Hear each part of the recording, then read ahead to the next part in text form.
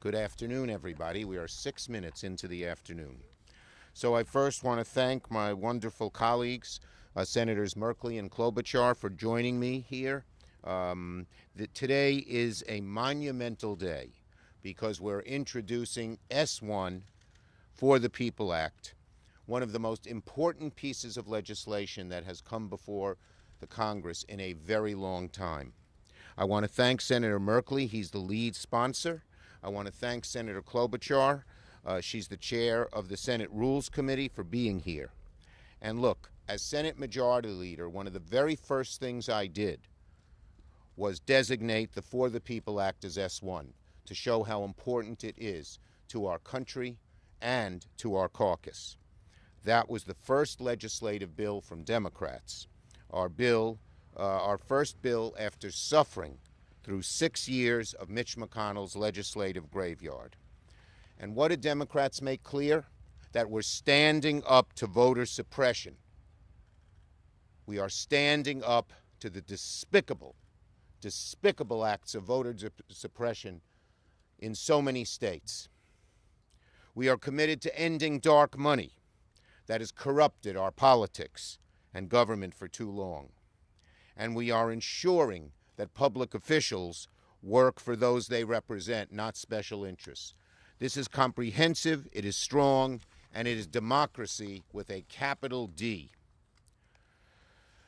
Earlier this year, we witnessed the horrible attack, the despicable and violent insurrection right here at the Capitol.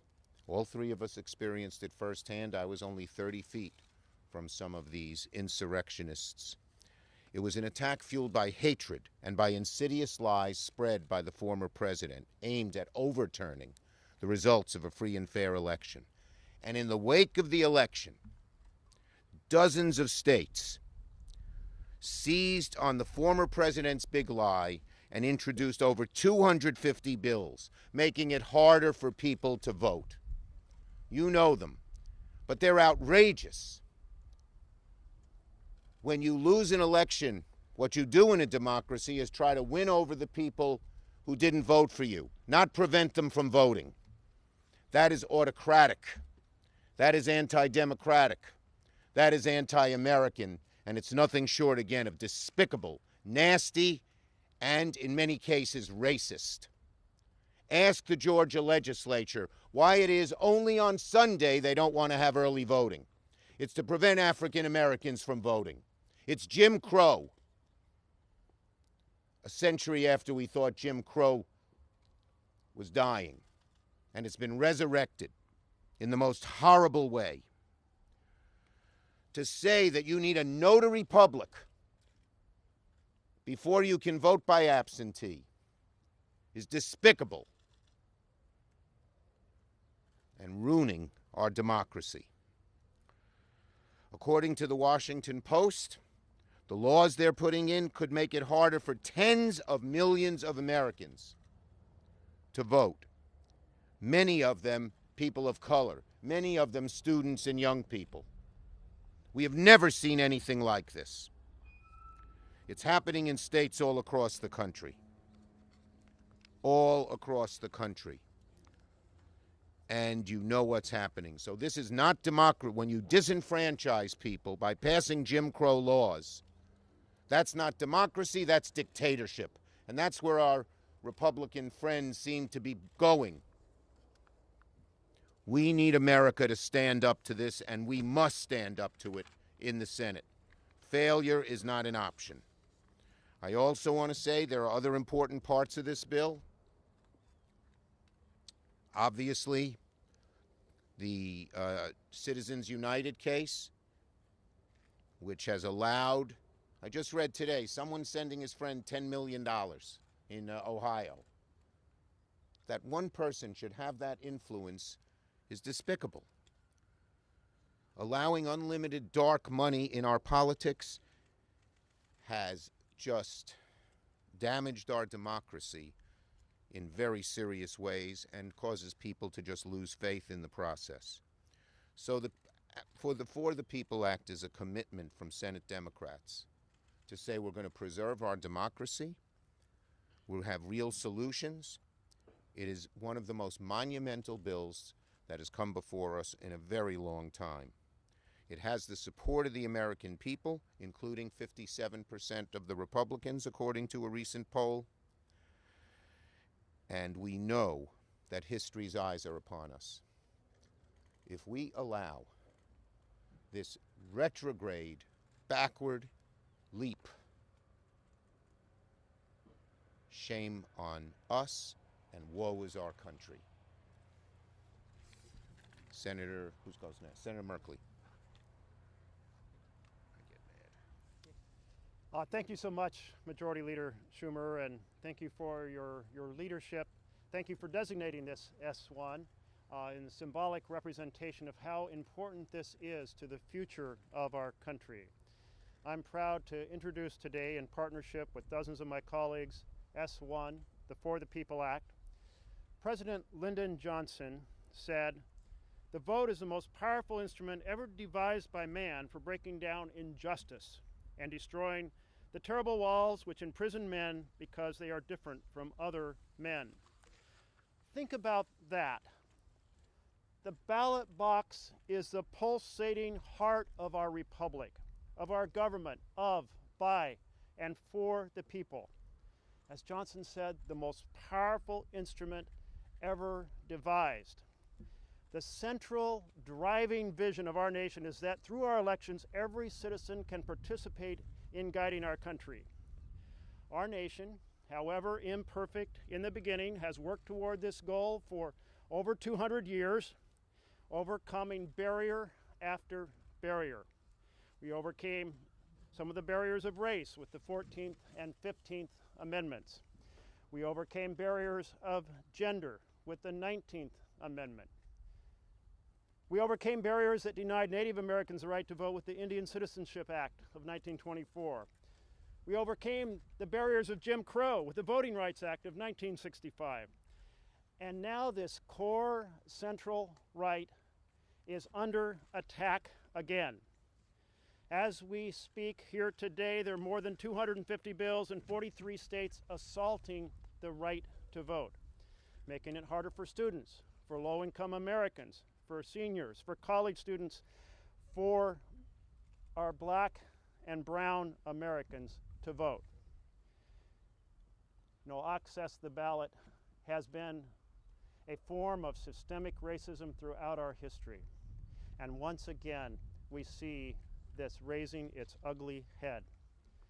But every member of the Senate took an oath of office to defend the Constitution. And that means all 100 of us should be working to defend access to the ballot box, to protect and defend the Constitution. It's our responsibility to ensure the ability of every American citizen to participate in the elections. So in the face of the greatest attacks on voting rights in this nation since Jim Crow, the For the People Act protects American citizens' rights. This legislation puts power back where it belongs, in the hands of we, the people. And it tackles two other corrupting forces in our elections. This bill breaks the dominance of big money in our politics. So members of Congress are beholden to voters, not to billionaires and big corporations funding attack ads. Dark money has been like a stadium sound system drowning out the voice of ordinary Americans. We have to turn that sound system off so the people can be heard. And it stops gerrymandering, because people should choose their politicians in a republic, not the other way around. And because gerrymandering violates every American's right to equal representation, undermining the legitimacy of congressional action. For our Constitution, for our nation, for our we the people vision of government, we have to get this done. And it would not be possible to do it without the extraordinary work of the chair of the Senate Rules Committee, Amy Klobuchar, and her very capable team. So it's my pleasure to introduce a superb, essential partner in this effort, Chairwoman of the Rules Committee, Senior Senator from the great state of Minnesota, Amy Klobuchar. Thank you. Thank you so much, Jeff. And thank you for your incredible leadership, Senator Schumer. I think the SF one says it all, that this is the first bill of the United States Senate. And thank you for acknowledging my state, which in fact nearly every year has the highest voter turnout in the country, with so many of the people in our state deciding to vote. And when they vote, whether they vote for you or not, they are part of democracy, and that is really what our goal is here. The heart and soul of this bill is making it so people can vote. And if you don't think that's an issue this year, then you slept through all of last year. Because last year, what we saw were people trying to make it harder for people to vote. Last year, even after the election, we saw that happening with hundreds of lawsuits that were thrown out by both Democratic and Republican appointed judges. Last year, we saw 8 million more people vote for one candidate for president. Okay, what does a losing party usually do when that happens? They reassess. They look at what their policies are, how they can better reach voters, how they can better have messages. Sadly, that doesn't appear to be what's happening here with, as my colleagues point out, over 250 bills so far introduced, including in my state, in legislatures across the country to suppress the vote. What they are doing right now, they are saying, well, we're not going to change our policies. We're doubling down on them. We're not going to vote for the American Rescue Plan. Instead, we're going to disenfranchise people so that less people vote, because we didn't like what happened in the last election. That is what's going on here.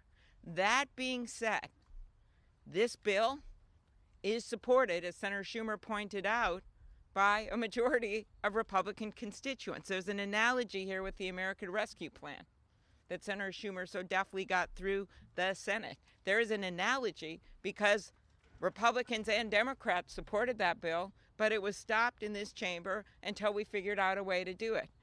This bill is supported by Democrats and Republicans across the country. They hate all the outside money and the negative ads, and they hate the fact that people are trying to make it harder to vote when they've all learned many times for the first time because of the pandemic how to vote by mail, and they say we kind of like it.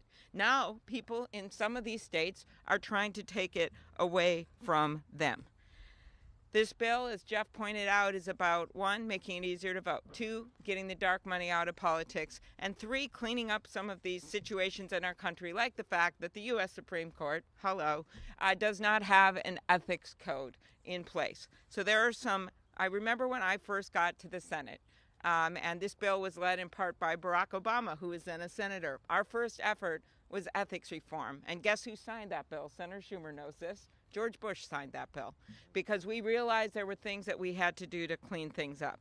So one thing you need to know, despite any of this stuff you hear from them about, fraud, when you know you have more chance of getting struck by lightning than committing election fraud, all of that going on, there is significant support for provisions in this bill by Republican governors who made changes in their state. There are 9 major provisions in this bill that are in fact bipartisan, including a number of mine that have been introduced with Republicans. So let's look at what the intent here. And the intent here is to make sure that people have their rights. What does the kids say every day with the Pledge of Allegiance? One nation under God, indivisible, with liberty and justice for all. Not for some, for all. And as I said at the inauguration, this is a moment where, after the horror of January 6th, which was all about a group of people using violence to try to stop votes being counted, legal votes being counted, it is the moment where our democracy picks itself up, dusts itself off, and moves forward as we always have, together. That's what this bill is about. Thank you. And thank you, Jeff, for your incredible leadership, as well as Senator Schumer. Okay. Questions on this subject? Yes. When do you intend to put this on the floor, and how does it differ from the House bill? We intend to put it, there is a campaign. First, we have step-by-step process. Senator Klobuchar is having hearings on the bill next week. March 24th, in a few weeks. At the same time, there is a strong national campaign throughout the country showing how important this is. We will put the bill on the floor. We will see if our Republican friends join us. If they don't join us, our caucus will come together and decide the appropriate action to take. Everything is on the table. Failure is not an option. Yes. Leader Schumer, when you say failure is not an option, does that mean that you would consider reforming the filibuster for bills like this? Failure is not an option. Everything is on the table. Yes. Senator Warnock is going to give his maiden speech on this topic in Yes. just a few minutes. What role do you expect him to have in this? I think he knows what voter suppression is like in Georgia. He knows what they're doing now. I think he's going to be a very persuasive voice for Democrats and Republicans to pass S1. President Biden said today that he would be open to a talking filibuster. How would that impact how you guys move forward? Look, as I repeat, failure is not an option. We must get this done, and everything will be on the table. We heard the Republicans saying that, well, wait a second, why is the federal government interfering with the rights of the states to run the elections this year? How do you address that? The bottom line is that our democracy and the right to vote, particularly when it's discriminatory, has always been a province of the federal government. Could I just add one thing? Yeah, sure. It's really clear. Article 1, Section 4 of the Constitution, the times, places, and manner of holding elections for senators and representatives shall be prescribed in each state by the legislature thereof, but the Congress may at any time by law make or alter such regulations. And what we have seen across the country are changes, but not in every state. Not every state has what we have in my state and Jeff's state that assures that votes are counted and it's easier for people to vote with same-day registration and with making people automatically registered. I would add that you've got red states like Utah that have made it easier for people to vote with mail-in ballot. And one of the things that I found ironic was after this last election, one of the arguments our colleagues are making is, well, that was a mess. Well, first of all, let's realize it wasn't actually a mess.